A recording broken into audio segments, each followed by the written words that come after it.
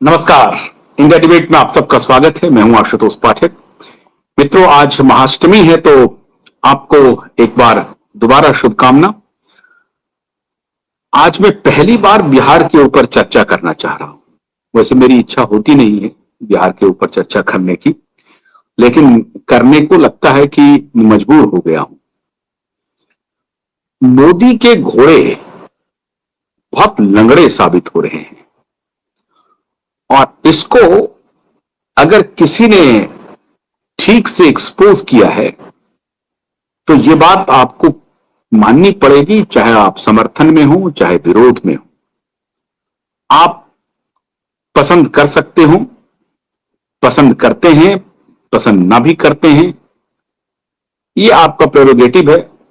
प्रशांत जी के बारे में आपके कुछ भी ख्याल हो सकते हैं, प्रशांत किशोर जी के बारे में, लेकिन प्रशांत किशोर जी कम से कम बिहार की राजनीति में एक ऐसा तरंग पैदा कर चुके हैं जिस तरंग को संभालना बड़ा मुश्किल हो रहा है। पहले यह बात लग रही थी कि प्रशांत किशोर जी आरजेडी के को नुकसान पहुंचाने के लिए मोदी की बी टीम है, बड़ी चर्चा चल रही थी। अब कहा जा रहा है कि नहीं साहब, ये तो मोदी के अलायंस पार्टनर पे और मोदी की सरकार पे, मतलब भारतीय जनता पार्टी और जेडीयू की अलायंस जो सरकार है उस पर भी उन्होंने निशाना साध लिया है। और निशाना कोई ऐसा वैसा नहीं सा था, जबरदस्त सा था। मित्रों, दो महत्वपूर्ण बातें आज मैं आपको इसलिए शेयर करना चाहता हूं क्योंकि राजनीति में वो खिलाड़ी बहुत दिलचस्प मुकाम हासिल कर लेता है। कम से कम अभी जो प्रेजेंट पॉलिटिकल सिनेरियो है उसमें अगर आप ब्यूरोक्रेसी पर ठीक से हमला करते हैं और ब्यूरोक्रेसी के भ्रष्टाचार को एक्सपोज करते हैं इन कोलैबोरेशन विद पॉलिटिशियंस, तो आपकी क्रेडिबिलिटी यकायक सार्वजनिक जीवन में जंप कर जाती है। और वही हो रहा है। प्रशांत किशोर ने, जिसको कहते हैं स्लॉग ओवर में बैटिंग करना, नवंबर में बिहार में चुनाव होने हैं और सितंबर में उन्होंने, अब अभी तक लोग चर्चा कर रहे थे कि राहुल गांधी हाइड्रोजन बम छोड़ेंगे, हाइड्रोजन बम छोड़ेंगे। अब सोशल मीडिया पे मीम चल रहा है कि उनकी दादी नहीं छोड़ पाई बम, उनके जो दादा थे वो नहीं छोड़ पाए, नाना थे वो छोड़ नहीं पाए बम, तो ये क्या छोड़ेंगे। और इनका हाइड्रोजन बम फुस हो गया, इनका हाइड्रोजन बम चला नहीं और बिहार में भी नहीं चल पाएगा। लेकिन प्रशांत किशोर ने, ऐसा लगता है कि सीधा परमाणु बम छोड़ दिया और उस परमाणु बम में और कुछ हो ना हो। मैं क्यों कह रहा हूं कि आज मैं बिहार के ऊपर करने के लिए मजबूर हो गया। मुझे राजनीति में दिलचस्पी है लेकिन मैं बिहार पर नहीं करना चाहता हूं। लेकिन आज क्यों कर रहा हूं? कल रात को पटना से मुझे एक फोन आया और वो एक पत्रकार का फोन था, आप वीडियो जर्नलिस्ट कह सकते हैं, उनका फोन था। नाम लेना यहां उचित नहीं है, लेकिन वो सरकारी कार्यक्रमों को बहुत गंभीरता से कवर करते हैं, अधिकारियों को जानते हैं, नेताओं पर बड़ी पैनी नजर रखते हैं, बल्कि नेता के कोठरी में घूमते रहते हैं, उनका कैमरा घूमते रहता है, उनकी पूरी एडिटिंग मशीनरी घूमते रहती है। उनका फोन आया और उन्होंने छूटते ही मुझे कहा कि भाई साहब, ऐसा लगता है कि प्रशांत जी ने अपनी जान हथेली पे ले लिया है। मैंने कहा ऐसी क्या बात हो गई?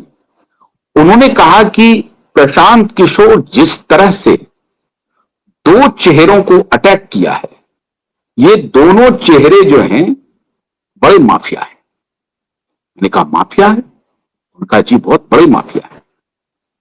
कहा ये दोनों जो चेहरे हैं, बाकी तीसरा तो छोटा मोटा है, लेकिन जो दो चेहरे हैं वो तो बहुत सारी गतिविधियों में शामिल हैं साहब।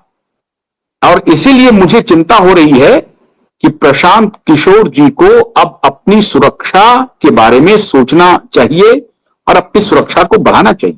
मैंने कहा कि सुना है कि वो तो बाउंसर लेके चलते हैं, कहा क्या वो बात ठीक है, लेकिन अब प्रशांत किशोर जी को अपनी सुरक्षा के बारे में एक बार दोबारा विचार करना चाहिए।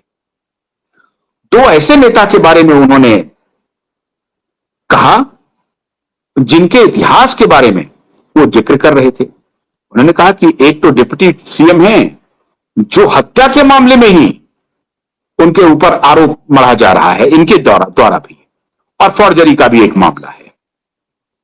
और दूसरा, बड़े ताकतवर मंत्री हैं, दल बदल करते रहते हैं, उनको ये सर्वदलीय नेता कहते हैं। अब सर्वदलीय नेता और सर्वदलीय नेता का रिश्ता ब्यूरोक्रेसी से, और ब्यूरोक्रेसी में भी उनका रिश्ता मां से नहीं, बहन से नहीं, साली से भी नहीं, सासू मां से। अब ये जो सासू मां का जिक्र हो गया है बिहार की राजनीति में, वो बड़ा दिलचस्प है मित्रों।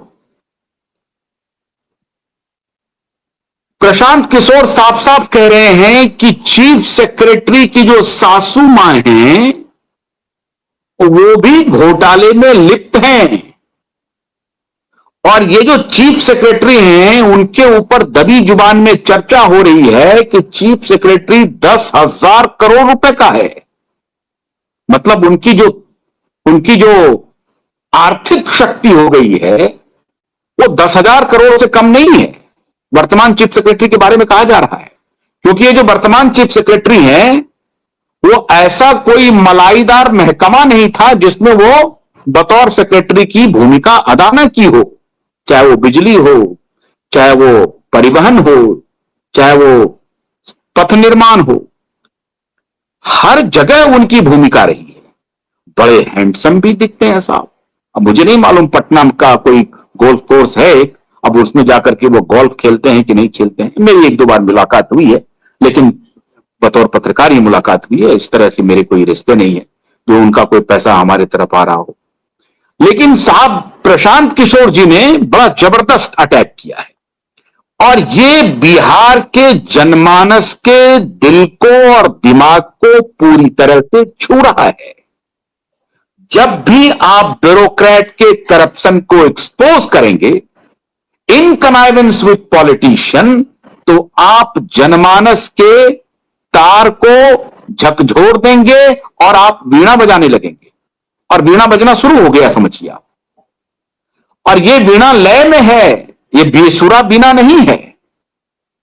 जो लोग मुझे बतला रहे थे फोन करके, वो कह रहे थे कि साहब इस गलतफहमी में मत रहिए, प्रशांत किशोर एक ऐसी वीणा बजा रहे हैं जिसका धुन बड़ा पक्का है और सुर सधा हुआ है।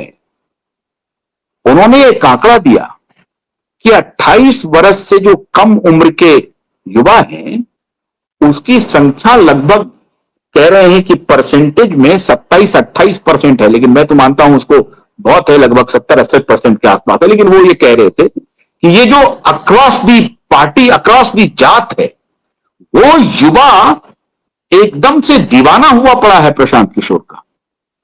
और अभी मोदी जी का जो स्कीम चला, मुख्यमंत्री महिलाओं के लिए जो 10-10 हजार रुपए सीधा ट्रांसफर हुआ है, उसका भी बहुत इंपैक्ट कह रहा है कि नहीं हो रहा है।